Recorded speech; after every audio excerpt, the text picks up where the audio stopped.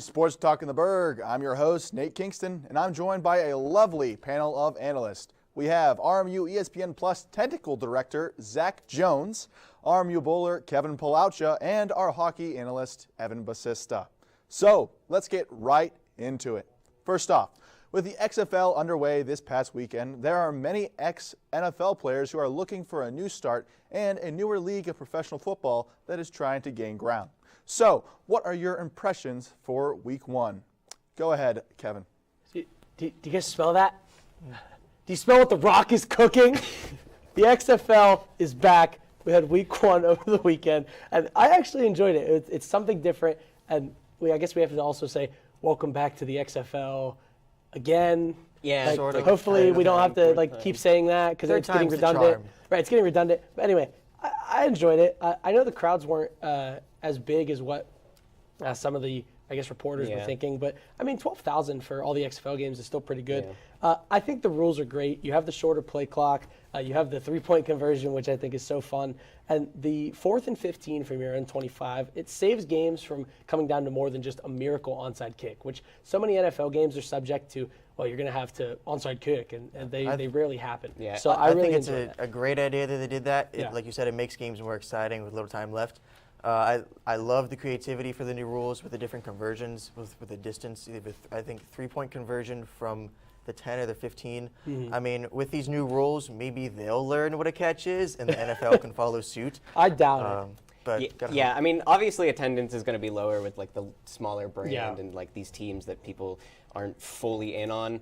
But it still led to some fun games, and it's football in the spring. Yep. Who doesn't love that? The St. Louis Battlehawks coming from behind to beat San Antonio with the 4th and 15. That was electric. Down 15-3. And I think the best thing the XFL provides was the replay system. The transparency involved was incredible. Yep. And I think people always say that the NFL needs a league for farming talent, but I think they need a league for farming ideas, and that's what the XFL is.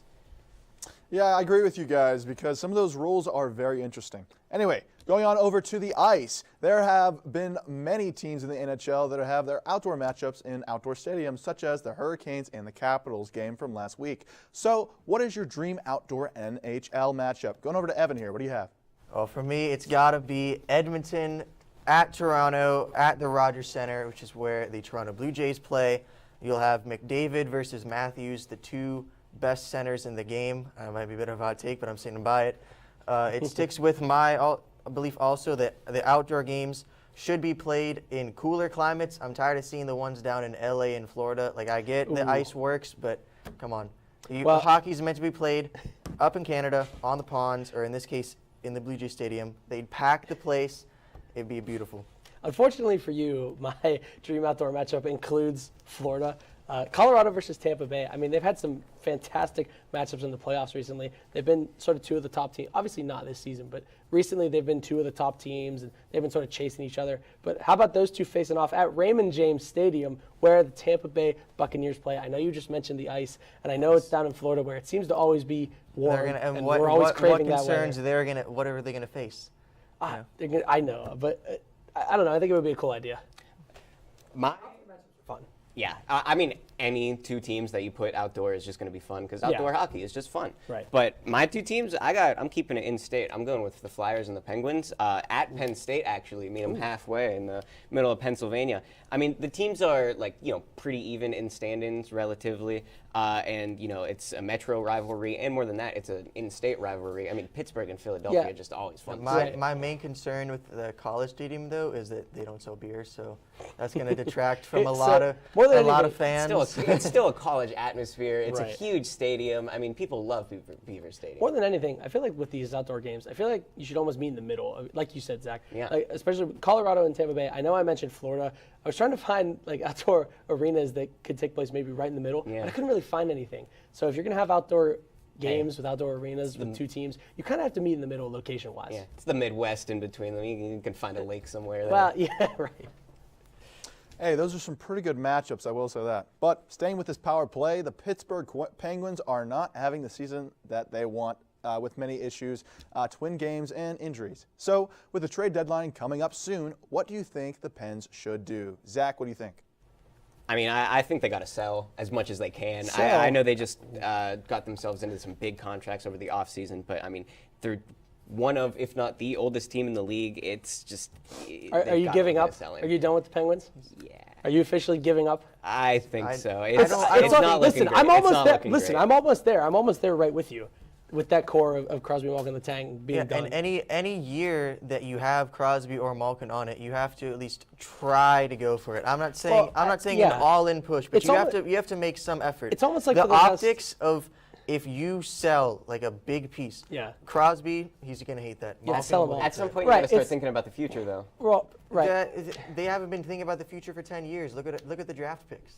Evan's right though. There's Evan's right though. If you're gonna keep that core together, you almost are like placing yourself in a position where you cannot tank. Like you're not able to tank. You have to go for it. They're stuck somewhere in the middle with that. Yes, they are. And obviously, we talked before with the Penguins at the trade deadline about the goalie issues, and that with Tristan Jarry coming back, he didn't play his best game last time. Obviously, the third line still needs some help with Brock McGinn, Teddy Bluger, Jeff Carter. And we've talked about this before. I actually like your point of selling, because at some point there has to be a point in which they just completely give up on this core, because every year they get a year older, and they're so stuck in the middle. I really like that point. They're really stuck in the middle. They can't go for the Stanley Cup Finals because they're not, they keep getting older. They're not good enough to get there anymore. But you can't tank with those kinds of guys. I just won't let them. I think the most that I'll be willing to agree with you guys on it is that you could improve from within with that third line, as you said, because the McGinn, Carter, Kapanen line statistically is one of the worst in the league. But like I said, you can build from within. You can even sell a little bit. I look at the example from a few years ago when the St. Louis Blues sold Paul Stastny, and they still made the playoffs. Mm-hmm. So there are a couple players down in Wilkes-Barre, Alex Nylander and Valtteri Puustinen. You can bring them up, try and just juice up the third line somehow, because they need to get something going. You got to get something different. It's too stale. Yeah, I agree with you guys. I really hope the Pens can find a way to turn this around. Anyway, heading over to the hardwood, the NBA dunk contest was this past weekend, and the winner with the best slam dunks was Mac McClung. So, who do you want to see in the dunk contest next year? Go ahead, take this away, Kevin. So for me, it's going to be someone who was originally scheduled to be in this dunk contest, but actually opted out, and that would be Shaedon Sharpe, 6'6" forward for the Portland Trail Blazers. Yeah, I mean, he's been dazzling so far this season with his dunks. He just wants to focus on the second half of the Blazers season, which is fine, but also at the same time, I think you should just be in the dunk contest. Yeah, it's not I really enjoy watching him play. I really enjoy his dunks. They're fantastic. But opting out of a dunk contest is kind of weird to me. Yeah, especially when he's not he's a decent player, but he's not like a star on their team. Yeah, it's just weird to me. I don't know how many cases of injuries suffered in the dunk contest there. Yeah, in the dunk contest, really right? If you're opting out of the All-Star game, yeah, maybe. But also, that's not even a full-fledged game. Even, the dunk contest is just so I don't weird understand to me. that. I'm going with Zion Williamson because I hope he gets healthy. I hope so too. Just one. I want to see a full season of Zion. One time. He said that if he was going to do a dunk contest any year, he would do it next year. And God, goodness, I hope he does, because if he does, hopefully it'll bring in it'll clear the path for more stars to do it, because you used to have names like Michael Jordan, Vince Carter, big names, and now you got. I mean, no offense to Mac McClung, he lit it up, but he was a G leaguer.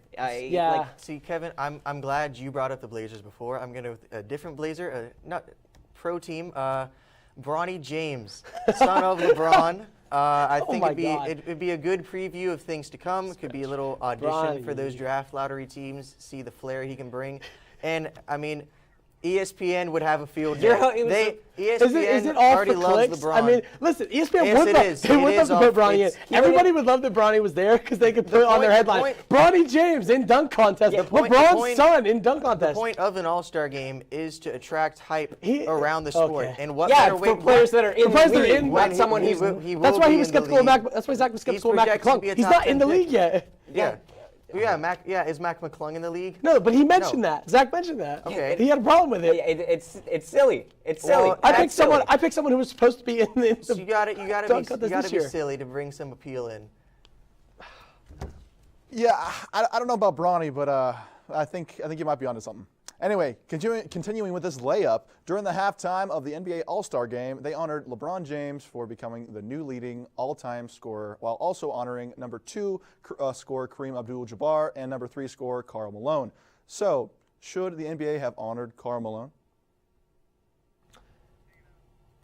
No. I think this might be the one that we all agree. Yeah, this is like the take. Yeah, no agreement of the year so far. Like I don't know. Like yeah, no. His I don't career even know. accolades, like I get, he's the 3rd leading scorer. Okay, like fine. I don't know if that we really want to shouldn't go outweigh his personal issues. Yeah. With all of the stuff surrounding. I don't know if we really want to go into anything. The two paternity cases he had in the finals in 1998. Yeah. When he was 20 and had a son with a Yeah. 13-year-old. It took years for him to even attempt to repair their relationship with his children, which, I mean, they don't really want it. Listen, if you do one Google search about Karl Malone, you'll see that some of the things that he's done in his past are not good. And honoring him at a spectacle as big as the NBA All-Star Game, which is one of the bigger ones in all of pro sports. Bad optics for the sport. It doesn't make sense for them to like even bring him up. I bad. get he's the 3rd leading scorer, but LeBron passed Kareem, and if you want to show another great, show like Jordan or something. You don't got to show that guy. I mean, come on, it's ridiculous. It's been not a very good thing to do. Yeah.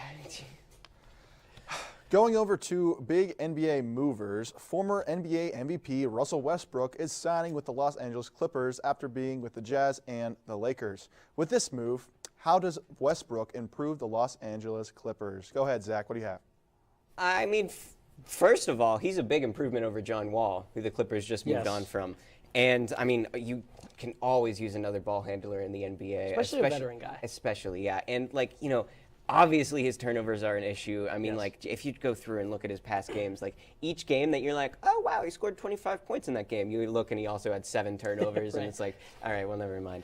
But he does have that score and volume. It's just those turnovers are so much of an issue. He does. And like I mentioned, he's a veteran point guard, and they needed a point guard. They got Eric Gordon. Stability to the position. Right. They got Eric Gordon and Bones Highland. Eric Gordon's fine, but you need that guy that can score more often. And Tyronn Lue also likes when there's someone to push the pace. Currently, they're 24th in pace and 22nd in fast break points. Yeah, and Russ can be explosive at times, even though the turnover issues and all the issues surrounding Russ that the media has seemed to create. But anyway, he's a former MVP, and he has 111 playoff games of experience. He's a veteran guy, and he'll come in, and I think he'll make a nice impact. Absolutely. I mean, like Zach said, it gives them another ball handler, which you always need. Yes. He can set up plays for their wings like Kawhi. It is a little concerning that there's been like a revolving door at the position, but hopefully this will just kind of bring at least some stability, even if only for a few years. I mean, NBA players do move pretty rapidly compared to other sports. And I mean, they've been trying to fix the guard position for a long time. They traded Reggie Jackson, they traded John Wall. Like I said, they got Gordon and Highland. It's just, it is really nice that they're going to have that stability. And I mean, it just didn't seem like he was that good of a fit in Los Angeles for the Lakers. No. It just didn't seem like anyone really liked him that much. Yeah, and he already has that chemistry with PG from back of their OKC days. And one thing you can never question about Russell Westbrook is he plays hard. And he does. The Clippers, I mean, any team can use that. Just despite what you think about him, he does play hard. Absolutely. I do believe this is a good move for Russell. But anyway, coming up, we'll be seeing our analysts go to Three Rivers Casino to see what they'll be buying and selling in this next segment. We'll see you right after this. Every day, millions of people are connected. And even though we're overcoming obstacles, watching each other's backs, and banding together, we should still make an effort. To get to know each other on a deeper level. Father, cosplayer, mentor, actor.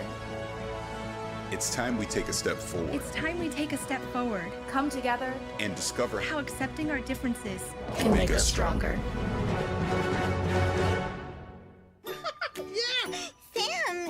Oh, hey, Julia. Are you ready to play band with us? I'm going to play my clarinet. And Elmo's going to play his drum. Drum loud. Oh, well, you know what to do, Julia. Julia knows. With Julia's autism, loud sounds can be too much. But she still loves to make music. Play band. Early screening for autism can make a lifetime of difference. Find out more at screenforautism.org.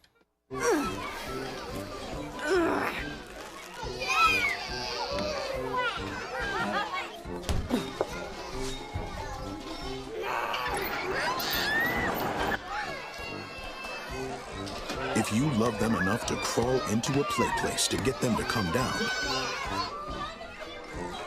then surely you'll check nhtsa.gov/the right seat to make sure they're in the right car seat. Can I get the now bar, please? $1. Have a good one. Got it. Hey, what's going on? Hey. Let me get a now bar. Sure. $1. Appreciate you. Got it.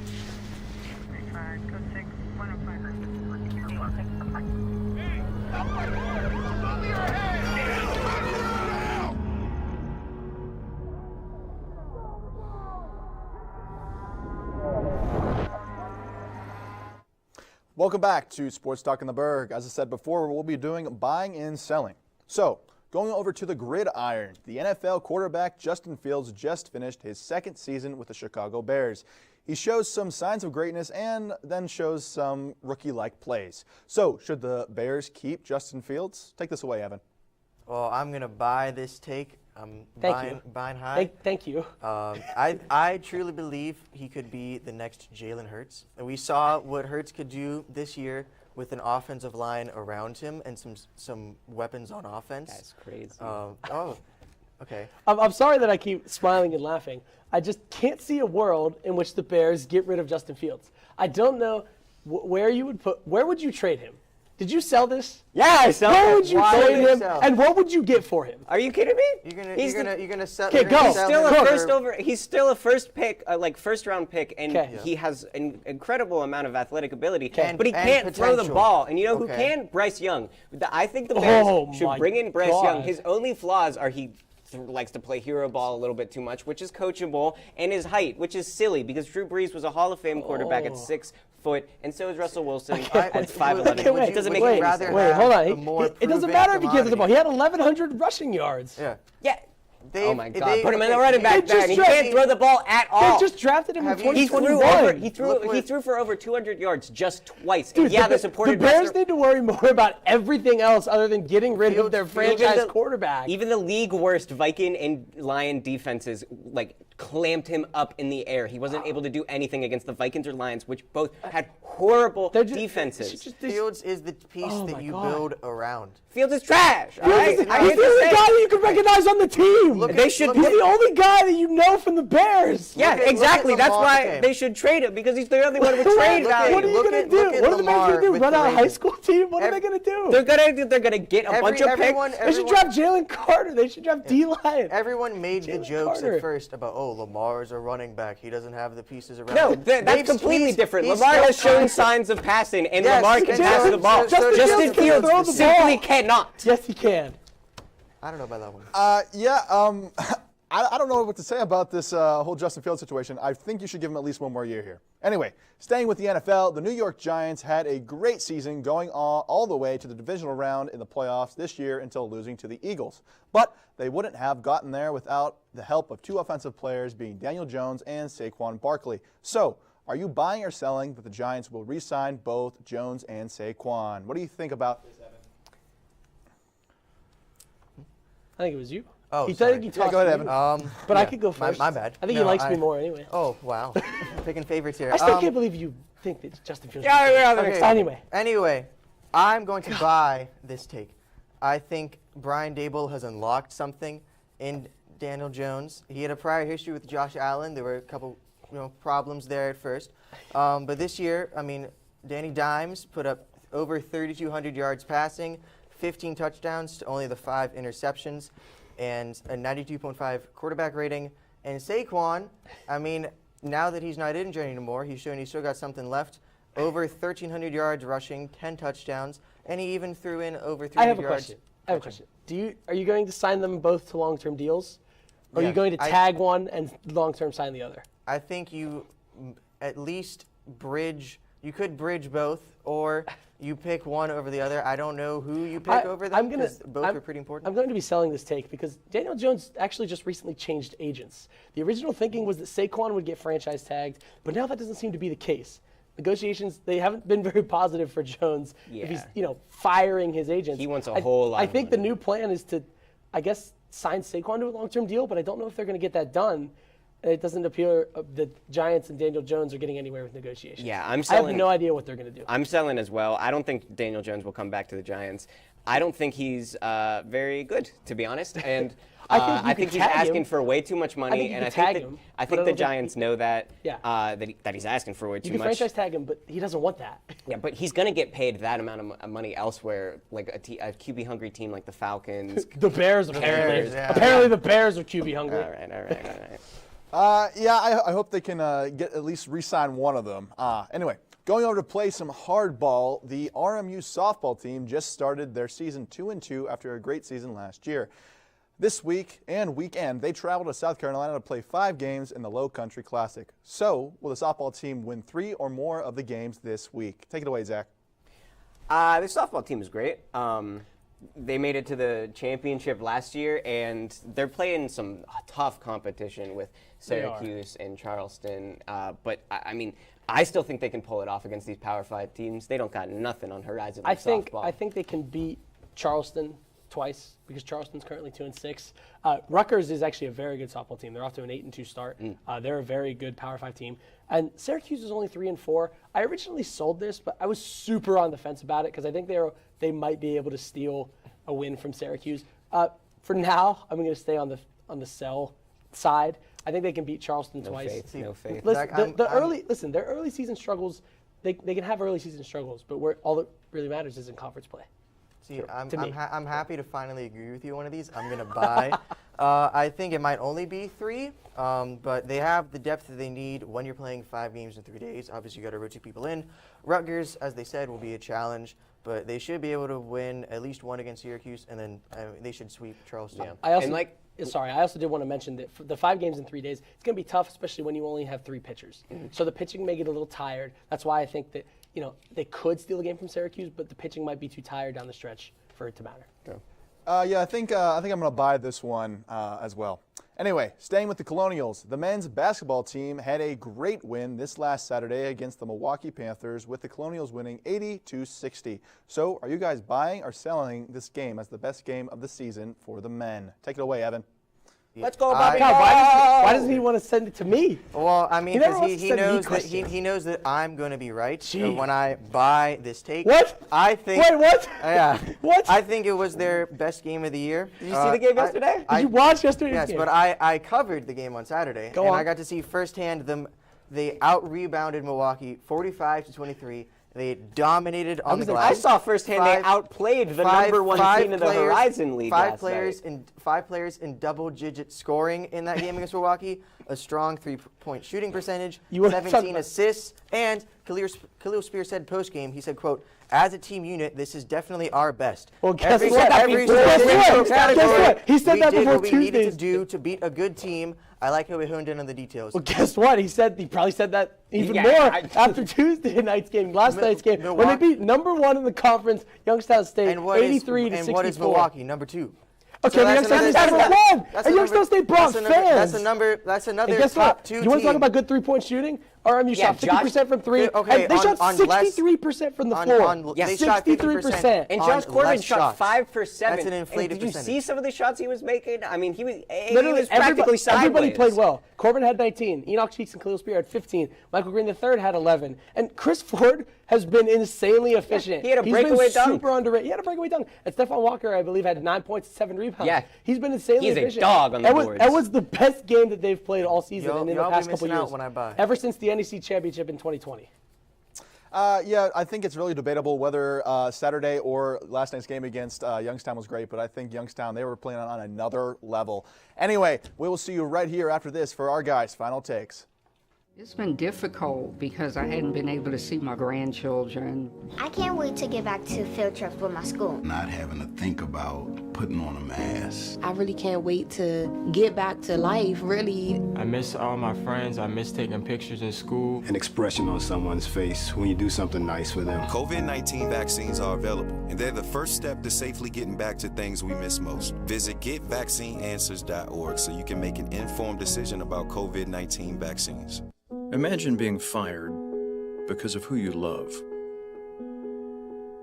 Imagine being denied medical treatment because of who you marry. Imagine being evicted because of who you are. Millions of Americans don't have to imagine this. They have to live it. Because in 30 states, it's legal to discriminate against LGBT people. It's time to make an informed decision about COVID-19 vaccines. The dangerous new Delta variant is more than twice as contagious as the original virus and can affect anyone. Right now, 9 out of 10 hospitalizations and deaths from COVID are among unvaccinated people. Getting vaccinated might save your life, and there's now an option that's fully approved by the FDA. Learn more at getvaccineanswers.org. Honorary Forest Ranger Betty White here, lending a hand to my dear friend Smokey Bear, because for years he's only said, "Only you can prevent wildfires." But there's a lot more to say. Like, if you park your car on tall, dry grass, the hot exhaust pipe can start a wildfire. So keep the animals safe, especially the cute shirtless one. Go to SmokeyBear.com to learn more about wildfire prevention. Hello and welcome back to Sports Talk in the Burgh. Like I said, we're going to get right into our guys' final takes. So take it away, Evan. With the Canes versus Capitals Stadium Series game taking place last weekend, it reminded me of just how little hype there was on a national level for it. And there's a reason for that. The Stadium Series games have watered down the appeal of outdoor games on the whole, specifically the Winter Classic. When the first Winter Classic took place in 2008, it was an instant, well, classic. The ones in the years that followed did not quite meet that same level, but they were still great. And then the league introduced the Stadium Series games in 2014, playing 4 of them that year. 4! They have since brought it down to just 1 Stadium Series game per year, but the damage was already done. There isn't that same awe, that same wow factor that the games once had. Now, it doesn't help that they tend to cycle the same few teams in these. I'm looking at you, Chicago, Washington, Boston, and yes, the Penguins. Whether it be promotion of the games or just scrapping them and focusing on the Winter Classic only, the league needs to do something to fix this. The NBA's All-Star break festivities just happened this past weekend, with the league offering plenty of events for fans to enjoy while giving players a break. While the three-point contest and skills challenge are always a fun watch, what the All-Star break is truly missing is competition, and that goes for any league almost. The solution? I think it's a 1v1 tournament for charity. The NBA clearly wants to channel the playground feel of basketball for the All-Star game, allowing the captains to draft their teams just moments before the game this year, and adding once to the mix is just the natural next step. I mean, if the league were to adopt a 1v1 tournament between stars or even rising stars, it would add a level of competitiveness absent in the current format, and it would be a great addition to the All-Star break that is already one of the best in the sports world.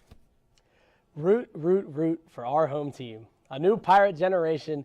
Everybody shout, let's go Bucks. The Pittsburgh Pirates return to the Diamond on Saturday for their first spring training game of the season, and there are some notable changes to some of the players. Ke'Bryan Hayes has bulked up, trying to fortify a body that has let him down for the past couple of seasons amid his injury history. Jack Sawinski has almost completely changed his batting stance and swing.